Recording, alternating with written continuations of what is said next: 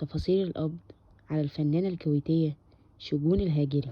أعلنت وزارة الداخلية الكويتية القبض على الفنانة الكويتية شجون الهاجري باتهامها حيازة مواد مؤثرة عقليا بقصد التعاطي.